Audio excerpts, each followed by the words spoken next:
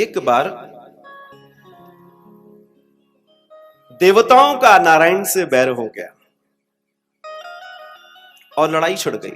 नारायण खड़े हैं मुस्कुराते, और बाप तो बच्चों को मुस्कुराते हुए देखता है। वो प्रहार करें, ये प्रहार, ये कुछ बोले ही नहीं। गरुड़ जी को बड़ा दुख हुआ, क्या कर रहे हो आप स्वामी, ये ऐसे आपके ऊपर चढ़े जा रहे हैं। नारायण आनंद में है। फिर नारायण ने कुछ किया गरुड़ जी के कहने पर। गरुड़ जी अपने आप में नारायण के दूसरे रूप ही तो हैं। देवताओं में खलबली मच गई। स्वर्ग लोक से नंदिनी को बुला लिया देवताओं ने, और मां नंदिनी गौ माता आकर खड़ी हो गई। अब नंदिनी खड़ी हो गई तो नारायण कैसे कुछ चला दें, कोई हथियार चला ही नहीं सकते। गौ माता सामने खड़ी है महाराज। तब हुआ ये कि गौ माता को देखकर नारायण रुक गए, लेकिन गरुड़ अपने स्वामी के ऊपर कुछ, तो उसने अपने पंखों को फैला लिया। जो वहां से शस्त्र आते वो पंखों से हिला हिला के सारे शस्त्रों को फेंकते जाएं, और धोखे से उनका एक पंख गौ माता को लग गया, गौ माता को छू गया।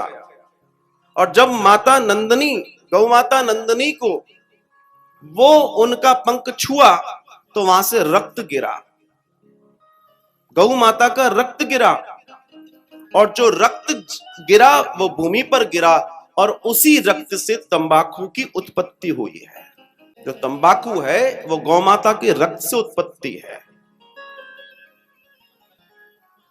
कौन होगा जो अपनी मां के रक्त को या रक्त से बनी चीज को खा सकता है? ये प्रश्न अपने तक रखिएगा और इस पर विचार जरूर कीजिएगा। कौन?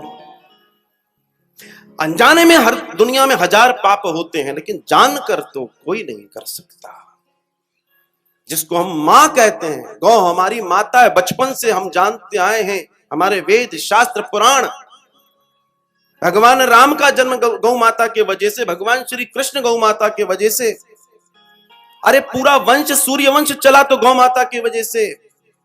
राजा दिलीप की तपश्चर्या है वहां।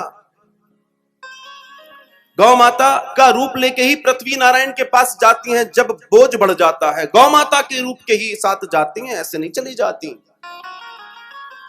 उन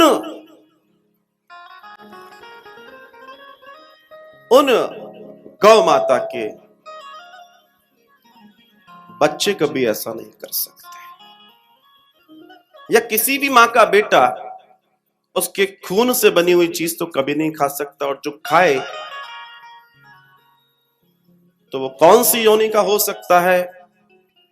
मेरा प्रणाम।